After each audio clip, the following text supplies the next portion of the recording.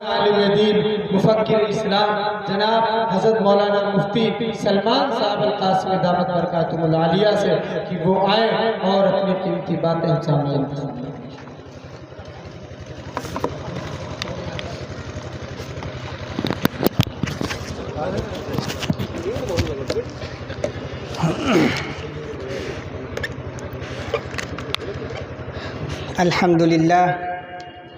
الحمد لله نحمده ونستعينه ونستغفره ونؤمن به ونتوكل عليه ونعوذ بالله من شرور أنفسنا ومن سيئات أعمالنا من يهده الله فلا مضل له ومن يضلله فلا هادي له ونشهد أن لا إله إلا الله وحده لا شريك له ونشهد أن سيدنا ومولانا محمدا عبده ورسوله أما بعد فأعوذ بالله من الشيطان الرجيم بسم الله الرحمن الرحيم قل هل يستوي الذين يعلمون والذين لا يعلمون صدق الله العظيم۔ اسٹیج پر تشریف فرما علماء کرام اور تا حد نظر یہ ہجوم، ان تمام حضرات سے بڑے ادب و احترام کے ساتھ میں اجازت چاہوں گا کہ کچھ باتیں کر سکوں۔ ایک حقیقت ہے کہ اس اسٹیج پر جتنے علماء کرام موجود ہیں یہ سب میرے اساتذہ کے مانند ہیں، اور اس اسٹیج پر اس وقت عمر میں سب سے چھوٹا میں ہی ہوں، تو بڑے لوگوں کے سامنے، بڑے اکابرین اور اساتذہ کے سامنے سبق پڑھنے کی اجازت ہم کو دی گئی ہے۔ آپ حضرات سے صرف 10 منٹ میں اپنی بات کو ختم کر کے یہاں سے رخصت ہونا چاہوں گا۔ میرے محترم بزرگوں، دوستو، آج جس اجلاس میں ہم تمام حضرات نے شرکت فرمائی ہے، مدرسہ تحفیظ القرآن احمد آباد گنج تمبور میں یہ اجلاس منعقد ہو رہا ہے، اور اس مدرسے میں تقریباً 4 بچوں نے اس سال حفظ مکمل کیا ہے۔ وہ تمام طلبہ، وہ اساتذہ، انتظامیہ مدرسہ سب کے سب مبارکباد کے مستحق ہیں کہ انہوں نے اتنی محنت کر کے ان بچوں کو تیار کیا اور ان کو اس لائق بنایا کہ وہ آج یہاں سے سند فراغت حاصل کر سکیں۔ سب کے سب مبارکباد کے مستحق ہیں۔ میں آج یہاں پر ایک بات کہنا چاہتا ہوں کہ یہ جو بار بار آپ کے سامنے مدرسے کا تذکرہ ہو رہا ہے، یہ مدرسہ کیا ہے؟ آخر یہ کیا چیز ہے مدرسہ جس کو ہم بار بار مدرسہ کہہ رہے ہیں؟ اس کو اس طریقے سے سمجھیں کہ مدرسہ وہ چیز ہے جس کو سب سے پہل میں اللہ کے نبی حضرت محمد صلی اللہ علیہ وسلم نے قائم کیا تھا۔ جس طریقے سے ایک خاندان کا نسب ہوتا ہے، جس طریقے سے خاندان کا سلسلہ نسب ہوتا ہے، ٹھیک اسی طریقے سے ان مدارس کا سلسلہ نسب اللہ کے نبی صلی اللہ علیہ وسلم کے طریقے اور عمل سے ہے۔ جس طریقے سے ایک خاندان کا نسب ہوتا ہے، اسی طریقے سے ان مدارس کی نسبت اللہ کے نبی صلی اللہ علیہ وسلم کے مدینہ طیبہ سے ہے۔ ان مدارس کی نسبت اللہ کے نبی صلی اللہ علیہ وسلم کے شہر میں واقع صفہ کی چبوترے سے ہے، جس کو اللہ کے نبی صلی اللہ علیہ وسلم نے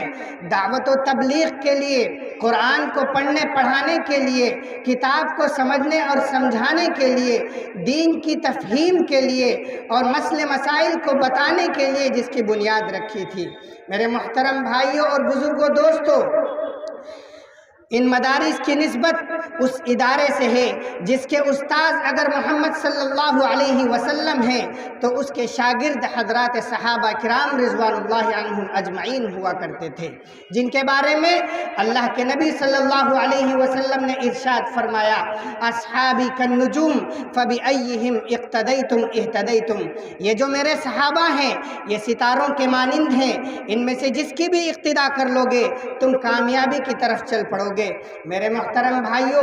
اللہ کے نبی صلی اللہ علیہ وسلم نے فرمایا کہ یہ جو صحابہ ہیں ستاروں کے مانند ہیں۔ ان صحابہ کو سرٹیفکیٹ کس چیز کا ملا تھا؟ سرٹیفکیٹ اس بات کا ملا تھا کہ انہوں نے اللہ کے نبی صلی اللہ علیہ وسلم کے سامنے زانوئے تلمس طے کیا تھا، یعنی استاذ اور شاگردی کا رشتہ وہاں بھی تھا، اور اللہ کے نبی صلی اللہ علیہ وسلم نے اشارتاً یہ بات فرما دی کہ یہ جو صحابہ ہیں جس طریقے طریقے سے ستاروں کے مانند ہیں، اسی طریقے سے موت تک اور قیامت کے دن تک جتنے ادارے اس نہج پر چلتے رہیں گے ان کی نسبت بھی اسی صفہ کے ادارے تک چلتی رہے گی، ان کی نسبت اسی ادارے سے رہے گی۔ میرے محترم بھائیوں، آپ حضرات اپنے ذہن میں اور اپنے دماغ میں یہ بات بٹھا لیں، بعض مرتبہ ایسا ہوتا ہے کہ ہم کسی ادارے کو دیکھتے ہیں، اس کی عمارتوں کو دیکھتے ہیں اور یہ کہتے ہیں کہ یہ ادارہ بڑا کامیاب ادارہ ہے کیونکہ اس کے پاس زیادہ کمرے ہیں،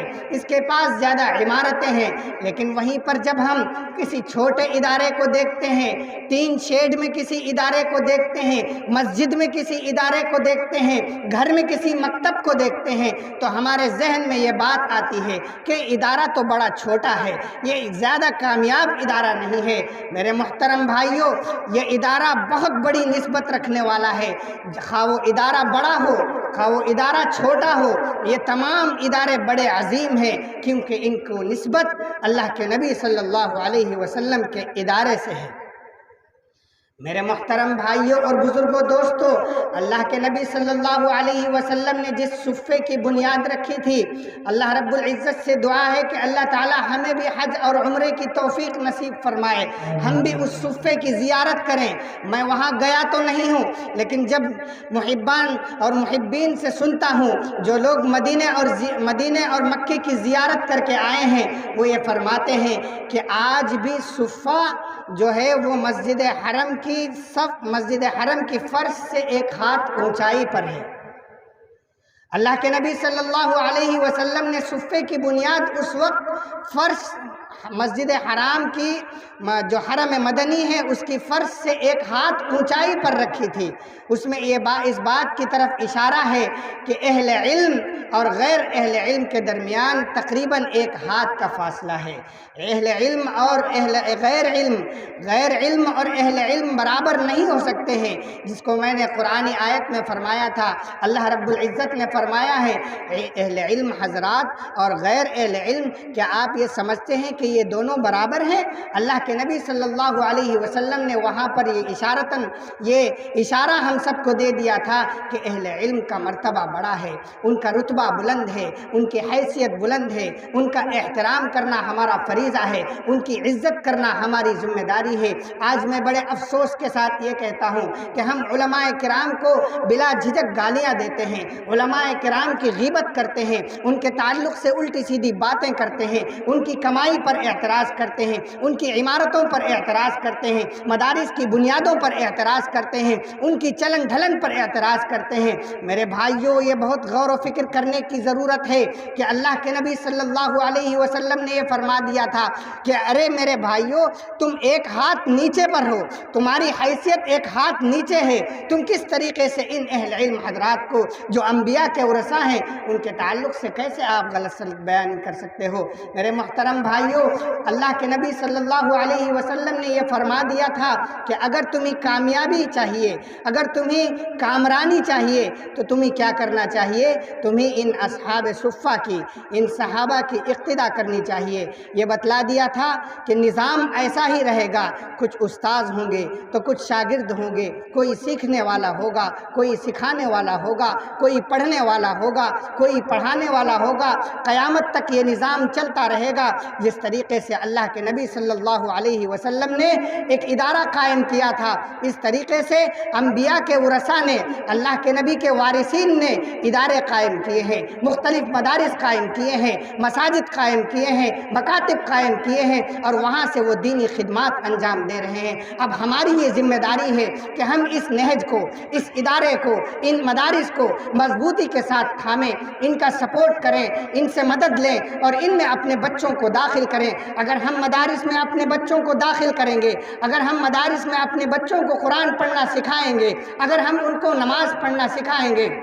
اگر ہم ان کو دینیات سکھائیں گے، دینیات بتائیں گے، تو ہم ان کے عقیدے کے تعلق سے مطمئن ہیں، ان کے عقیدے میں ذرا برابر بھی کمی نہیں ہو سکتی، ان کا خاتمہ انشاءاللہ ایمان پر ہوگا، وہ نام سے بھی ہمارے ہوں گے، وہ کام سے بھی ہمارے ہوں گے۔ اور اگر خدا نخواستہ ہم نے مدارس سے بیزاری اختیار کر لی اور ہم نے مدارس سے اپنی انٹرسٹ کو ختم کر دیا، اپنی دلچسپی کو ختم کر دیا اور مدارس اور علماء سے، مساجد سے، مکاتب سے، مدارس سے سے ہم نے اپنے انٹرسٹ کو ختم کر کے ان سے دوریاں اختیار کر لی تو ہمارے بچوں کے تعلق سے